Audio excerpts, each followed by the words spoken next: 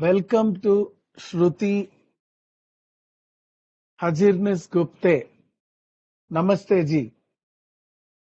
She is the author of the book Mahabharatee, the 5 women who held court before the war.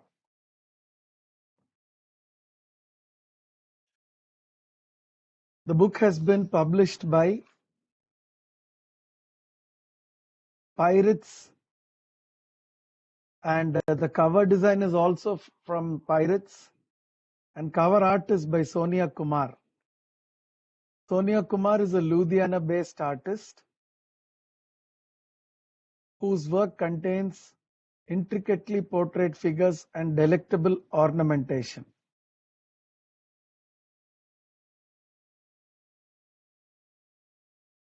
Vinay Sahasrabudhe, the president for Indian Council for Cultural Relations, has given a foreword for this book.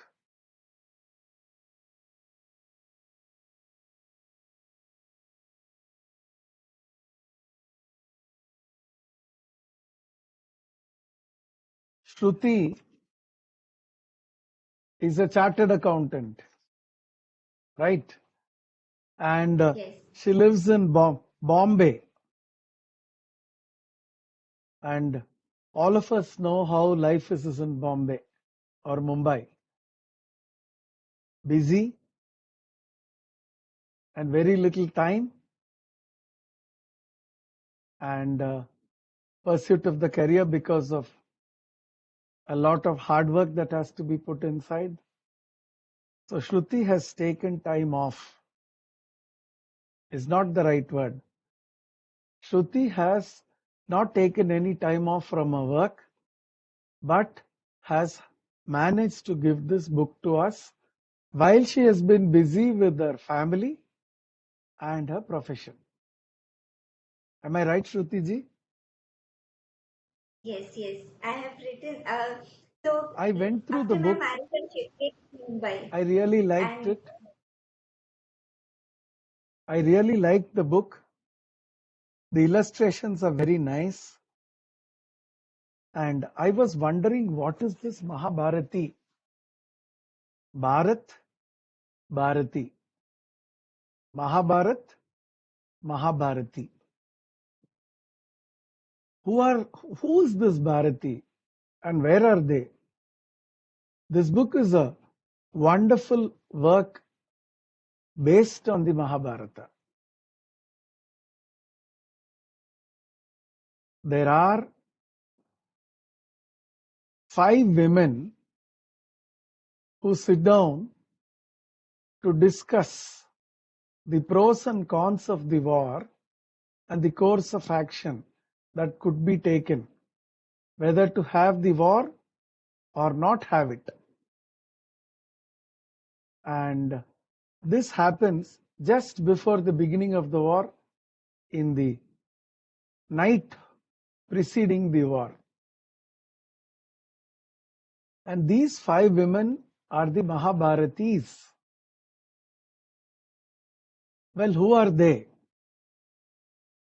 Satyavati, the queen of Shantanu; Gandhari, the queen of Dhritarashtra; Kunti, the queen of Pandu; Draupadi, the queen of the Pandavas; and Rukmini, the queen of Paramatma Sri Krishna. These 5 people get into a discussion. And the discussion is very clear, very lucid, and also very nice. Mahamata Satyavati, that is how she is known in this book. She does not want a war. She is the second wife of King Shantanu.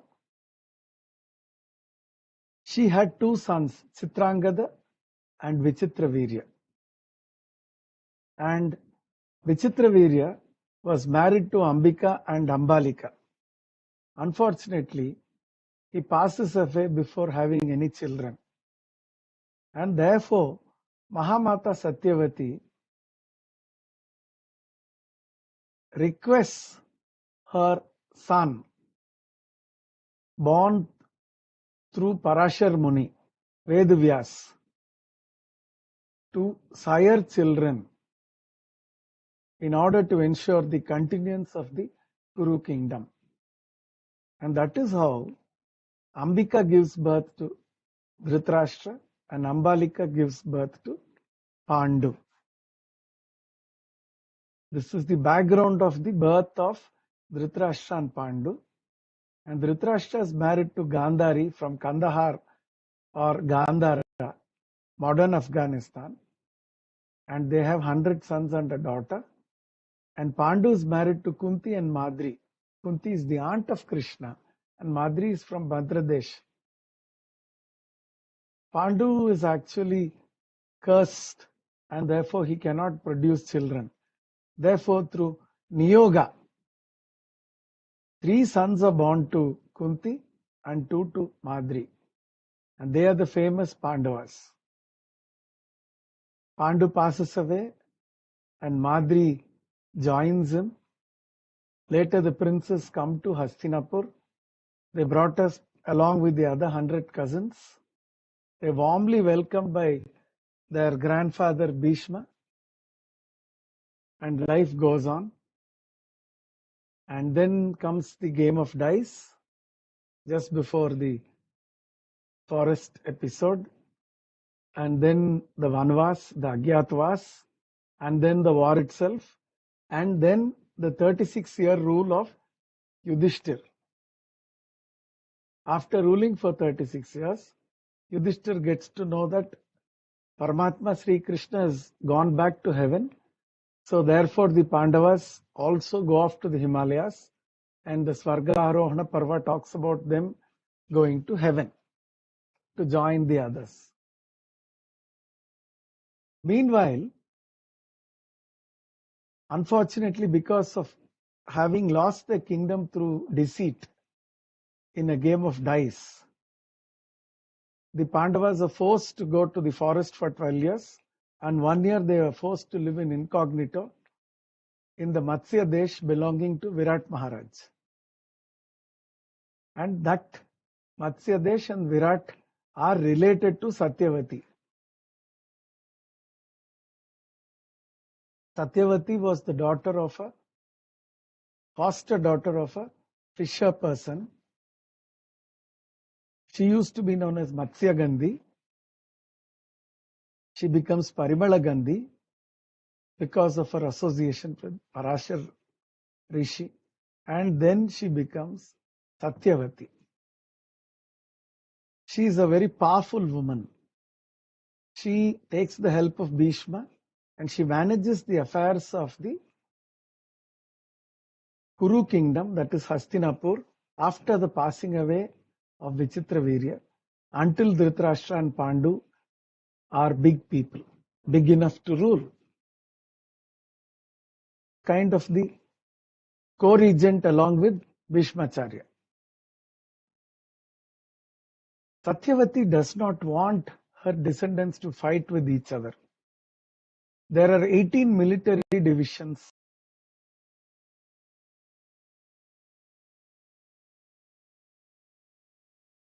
870 elephants, an equal number of chariots, 3 times the number of cavalry, and 5 times infantry, which make up 1 Akshohini. The Kauravas have 11 Akshohinis and the Pandavas have 7 Akshohinis. So the 18-day war, after the war is over, hardly anybody is left. This was seen in the mind's eye of Satyavati.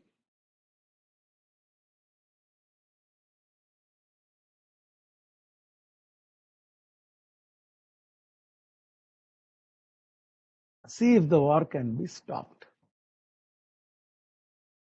She comes in the night, she sends for Gandhari, she sends over for Kunti, Draupadi and Rukmini, all of them come. Satyavati talks about, it's an imaginary conversation, an imaginary event where Shruti is helping us to understand ethics, morals, value of life, and everything else.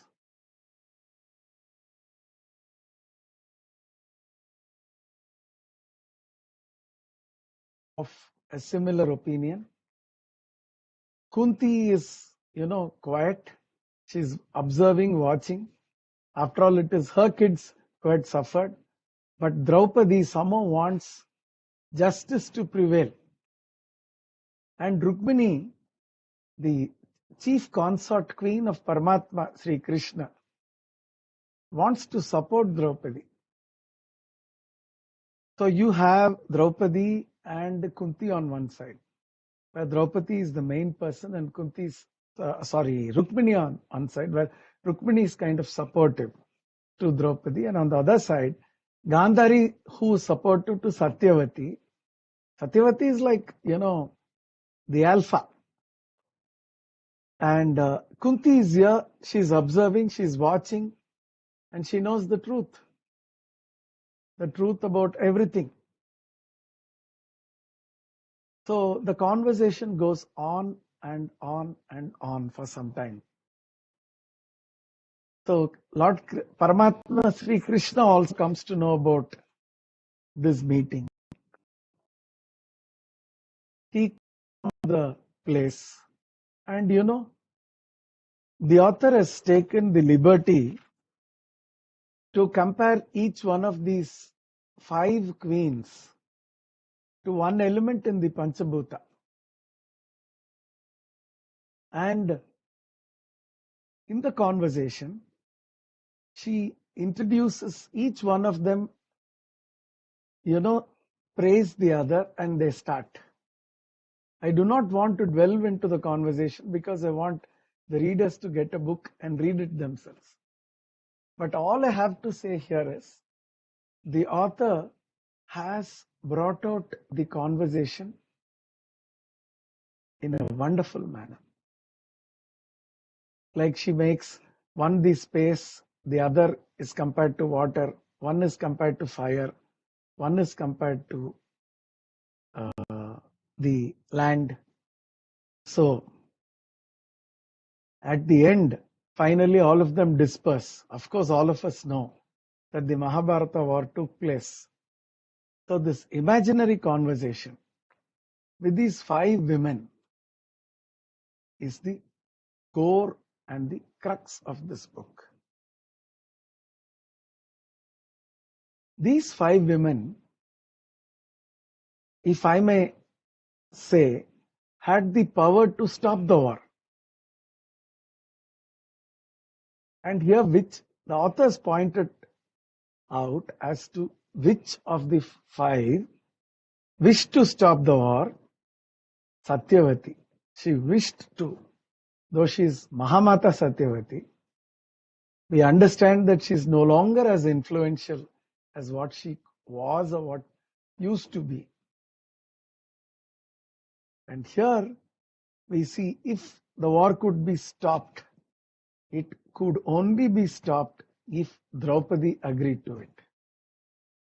Otherwise, there was no way that the war could be stopped.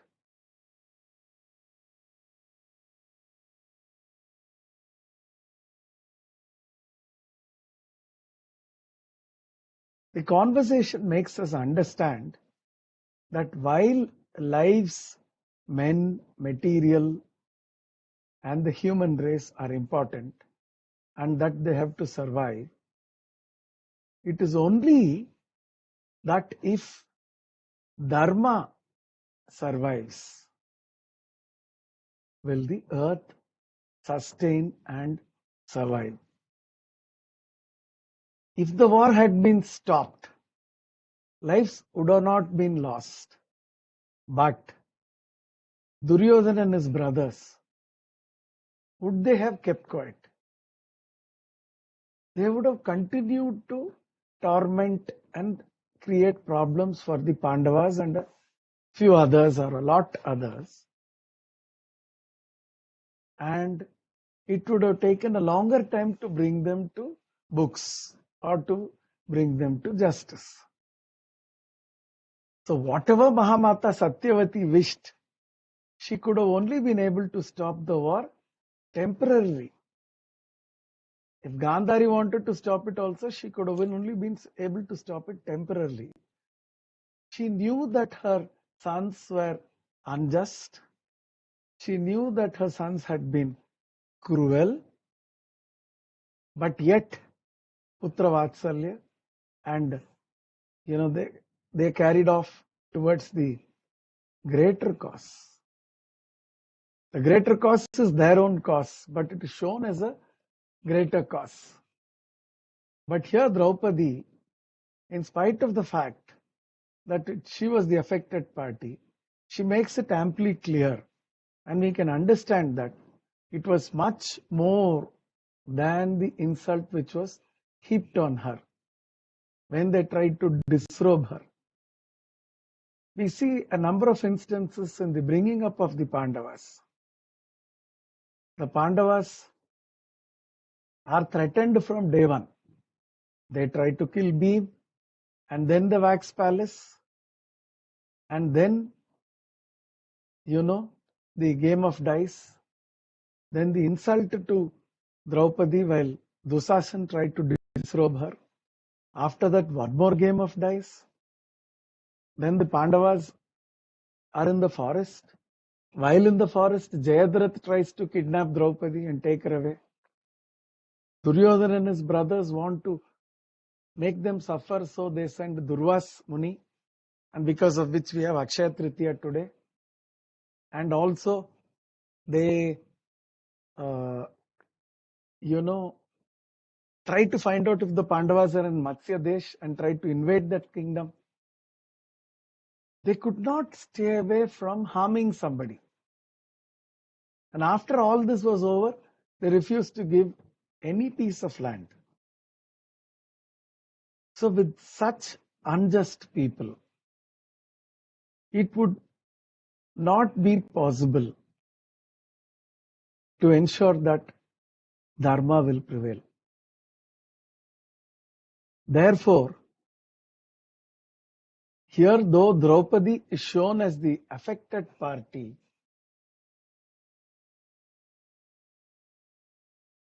certain way represented the person on whom injustice was wrought upon.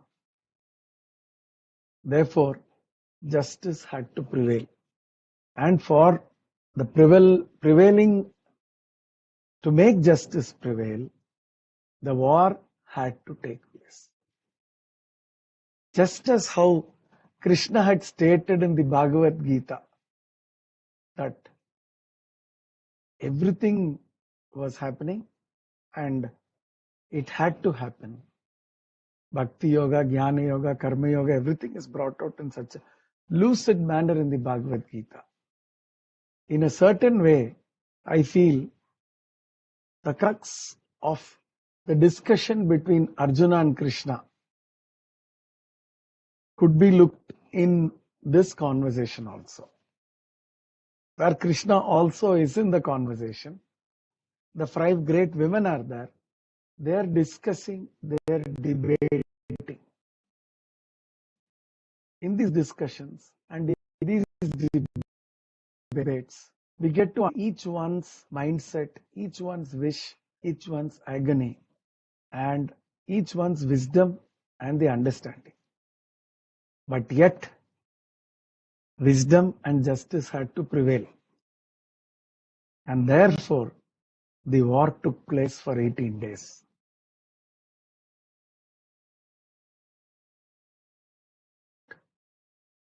The Pandavas, only Draupadi and the 5 Pandavas and Krishna, Satyaki perhaps survived.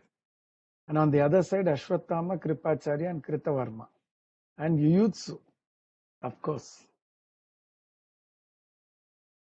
The sons of the Pandavas, Prativindya, Shatanika, Tutasoma, Shrutakarma, Shrutavarma. All the 5 of them were killed by Ashwatthama, Kripacharya, and uh, Kritavarma in the night. So Draupadi lost her 5 sons. Just as how Gandhari lost all her sons, Draupadi also did.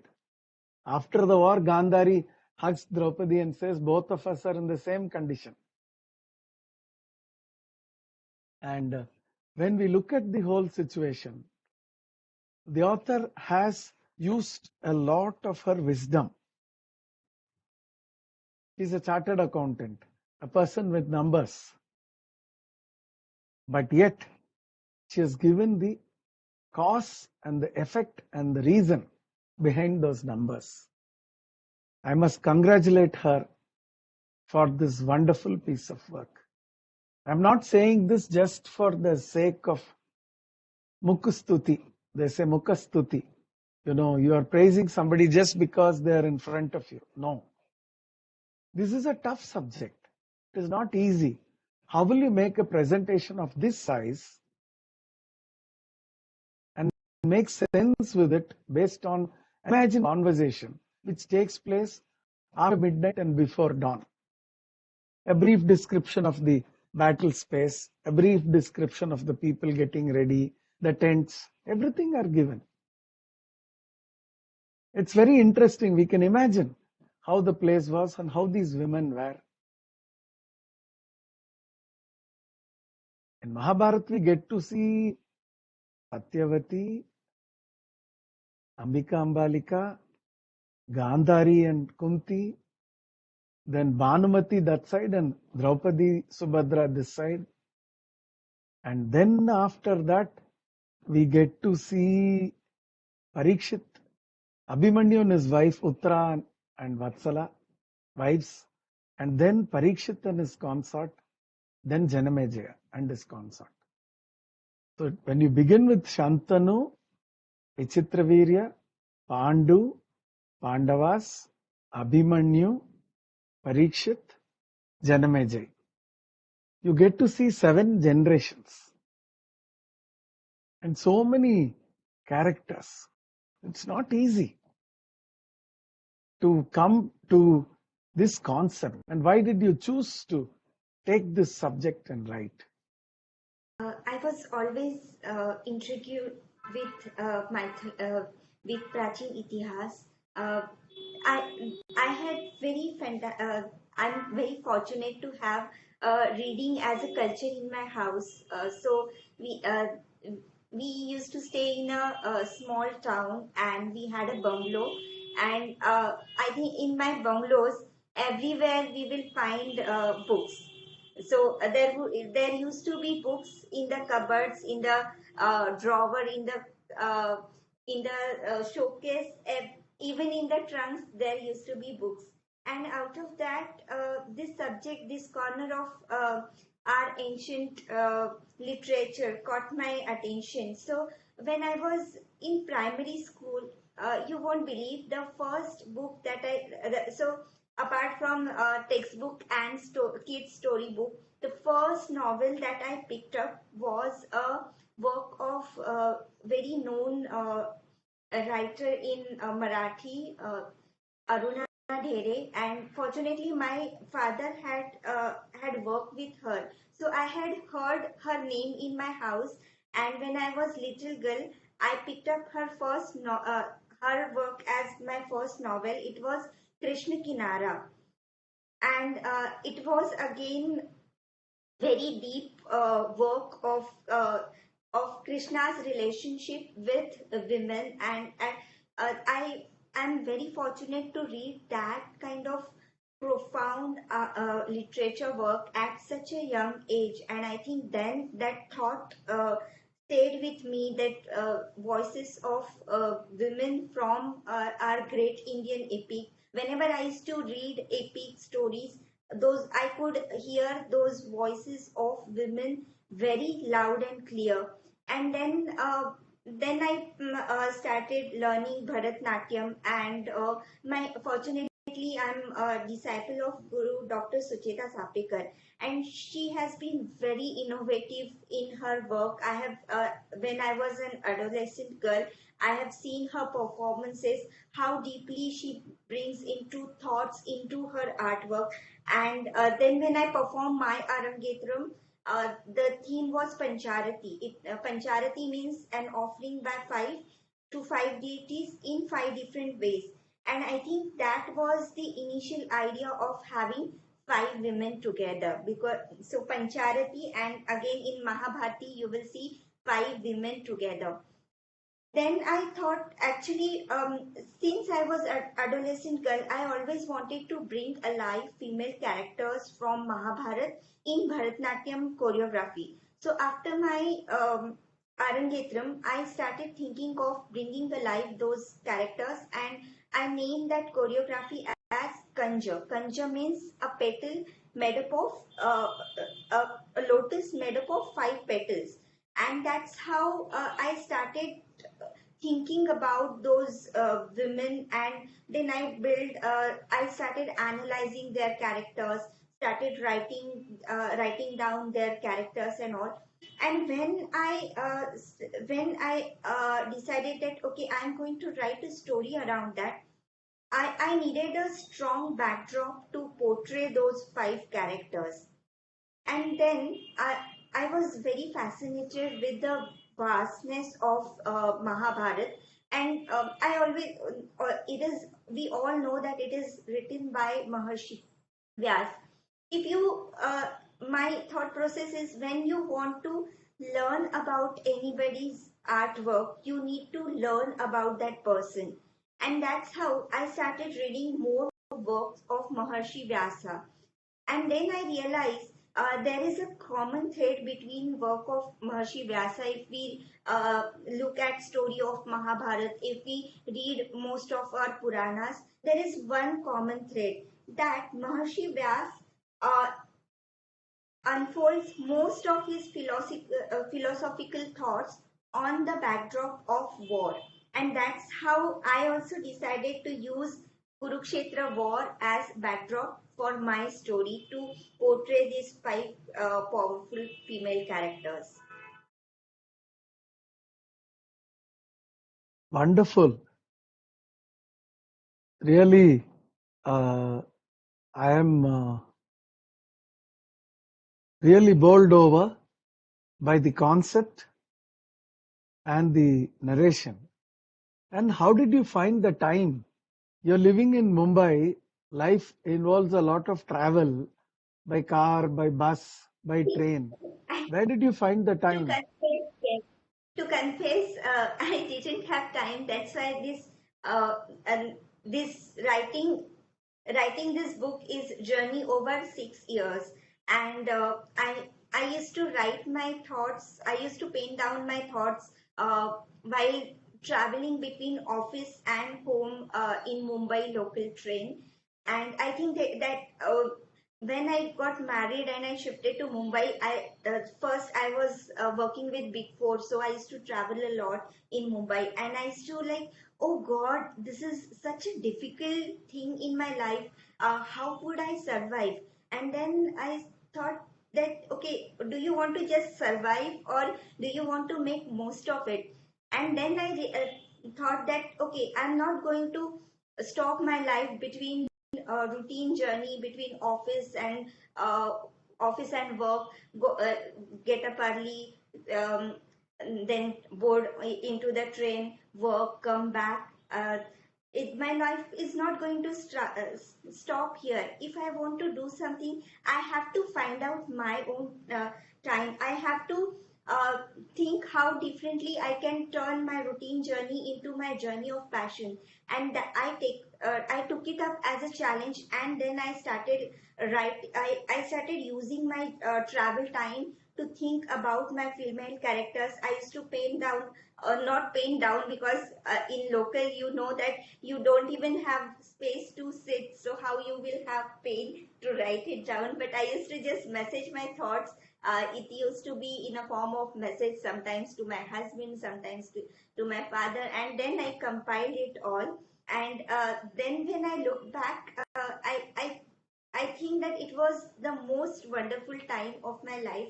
And even when I started writing down, when this book has started taking a proper shape, what I did was because I started talking to co-passengers about my concept, about my characters, and I heard a lot with from other passengers. I used to travel in ladies compartment, so Mumbai local has this concept of ladies compartment.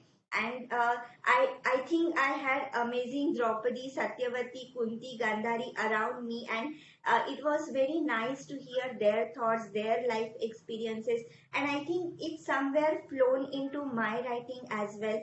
That's how I found this conversation taking shape, and then I used to ask. I used to literally take printouts of my writing and used to give experts to co-passengers to read, and the amazing feedback that I got from all this was I think has flown into work to make it what it is today. Wonderful. Uh, your experience in the train, in the chaotic trains of Mumbai, you have discussed with your co-passengers. Maybe some of them probably traveled with you every day also. And you have made notes, probably in the form of messages, and put everything together. But I must say,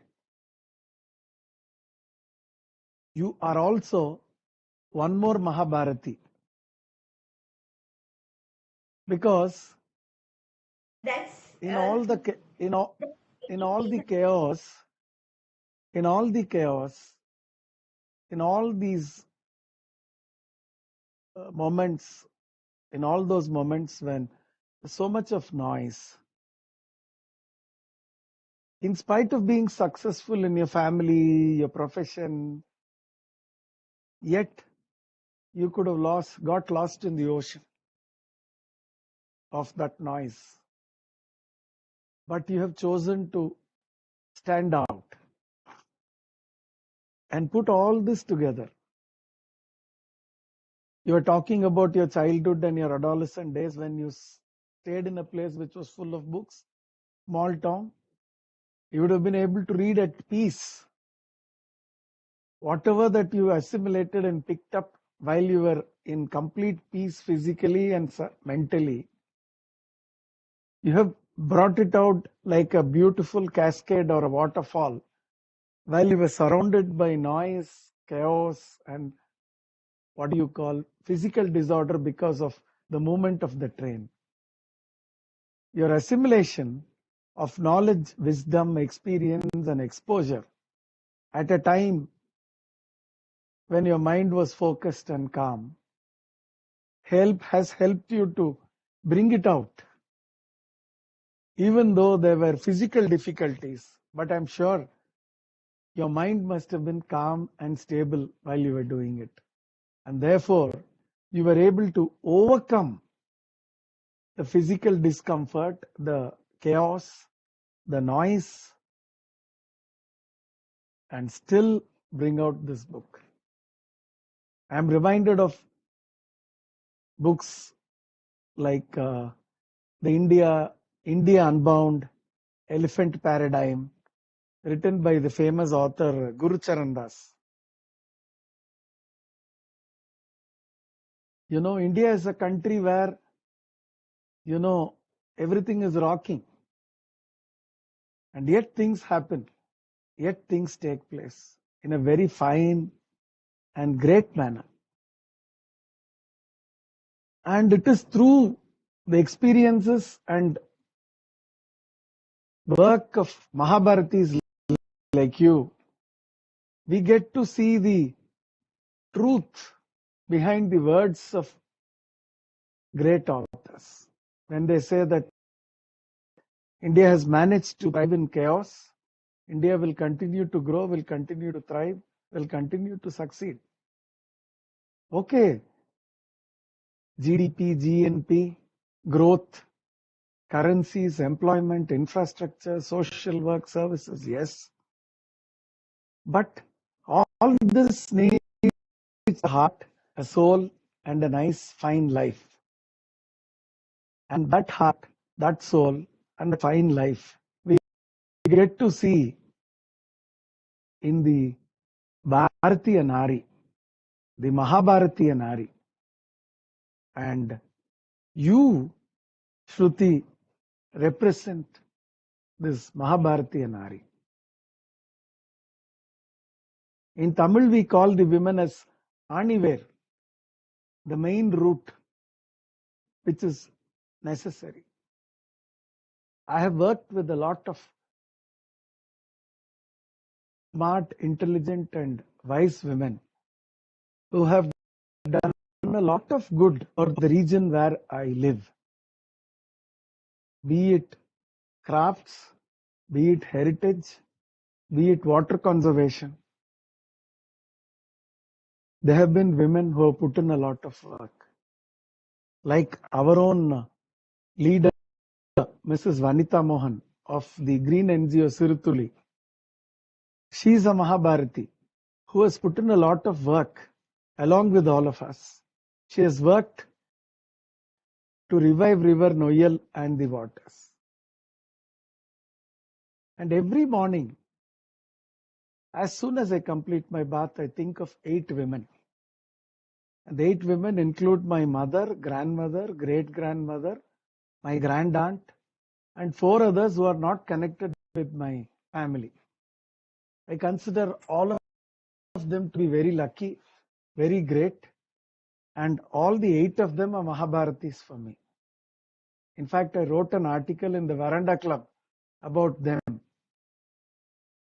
and how their hard work, their intentions made things happen. If justice has to prevail, if righteousness has to prevail, that can only prevail through the efforts and activities of great women.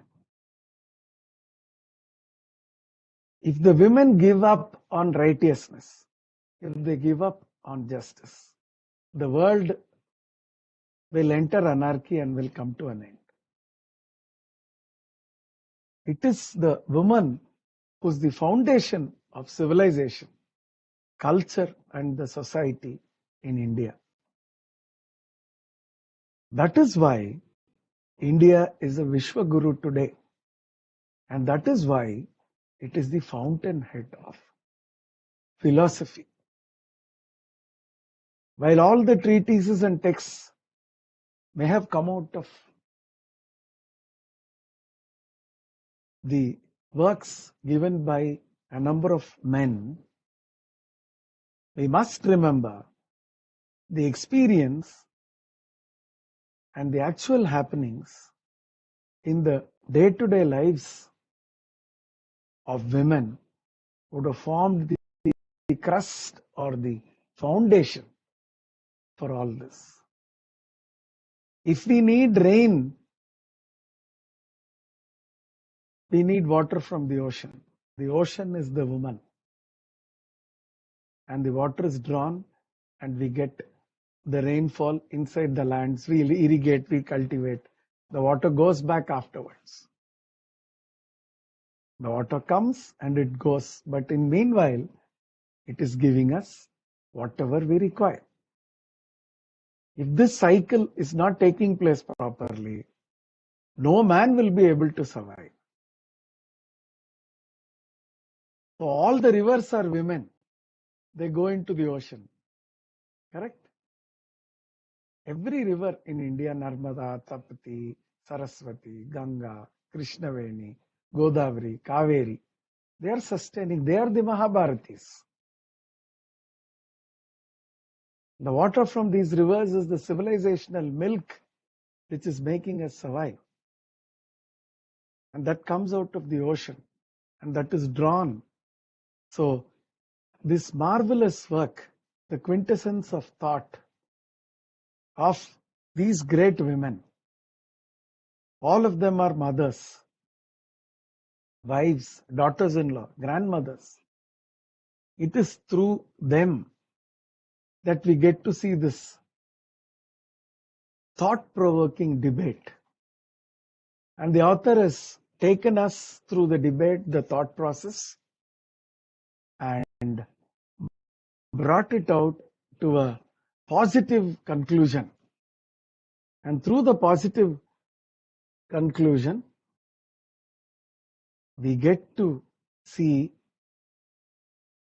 that righteousness begins to prevail. Dharma begins to prevail. If there is no dharma, the world will not survive. We need to sustain dharma in order to sustain ourselves.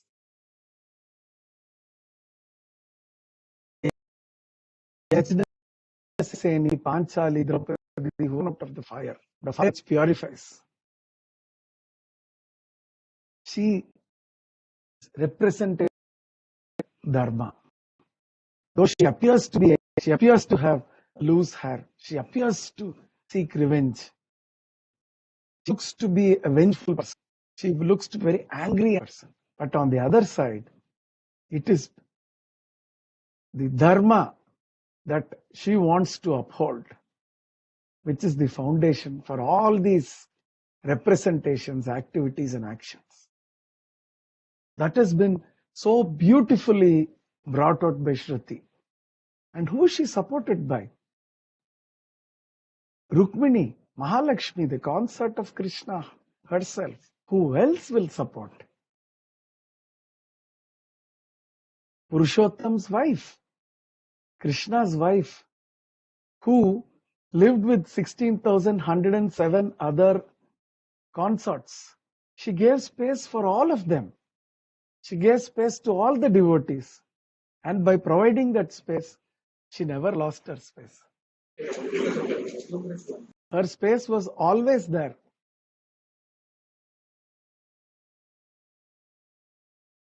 And that is the wonderful part. Draupadi, she gave herself to 5 men, a polyandrous relationship. They had their own wives also. They had their own children also. Like Arjuna and Subhadra had Abhimanyu. And yet, in spite of having given so much space, she is a Mahabharati. Gandhari tied her eyes for the sake of Dhritarashtra. She didn't want to see the world. One more Mahabharati. Satyavati, you can imagine her trauma. So many difficulties that she goes through. And yet, she is calm and composed and she does not want battle. So she is the other Mahabharati. Can there be anybody like Kunti? When Krishna was about to leave after the war, Krishna asks Kunti, my dear aunt, what do you want? Krishna is the nephew of Kunti. She says, Krishna, give me some difficulties so that I may think of you and you may come to me and I will be happy to pray to you, to seek your company, to take your help. And for that sake, give me those difficulties. Who will ask? Dukh mein sumiran sab kare, they say. When you're having difficulties, you pray to God. Sukh mein kare na koi. So this, I'm reminded of this doha while talking about the Mahabharatis. So Shruti ji has done us a great service by putting this book in order. Though it is fictional based on the Mahabharata, which is a real happening and a real itihasa, yet the concept, the noises, the sound, the soulfulness of the debates and discussions will definitely make sense to the readers and make them better people. My salutations to you for bringing this out and this wonderful book. Thank you so much. You're young, but wise. So we are looking forward to a lot of more things from you. And please continue to write about such valiant souls and valiant women amongst those valiant souls. And let us all try to understand where Dharma will take us to ultimately it takes us to the feet of Lord Krishna. Is it not they say paritranaya sadhunam vinashaya sadushkrutam dharma samsthapanarthaya sambhavami yuge yuge. It is in order to sustain dharma, he keeps on incarnating, appearing again and again, time and again. And we should say, Kayena vacha manasendriyeva buddhyatmanava prakriti svabhava karomi yatyat sakalam parasmai Sriman Narayanayati samarpayami. Due to the vagaries of nature, due to the body, due to the mind, due to the thinking process, so many things I may have done. But finally, Lord Narayana, I submit myself to you. Here, Kunti and Draupadi are the two people who have completely submitted themselves to Lord Narayana. And through his grace, they were able to understand what justice was, what dharma was, what satya was. Therefore, their kingdom, their progeny, their people survived. And we get to see the Mahabharat, the story connected with the war, the Pandavas and their descendants. And we have all become the descendants of the great Pandavas because of that. And that is only purely because of the grace of Krishna and the devotion that these two great women had towards Krishna, that they were able to see what was dharma, what was nyaya. Thank you so much, Shruti ji, for being with us today. May God bless you in all your endeavors. Namaste. Thank you so much.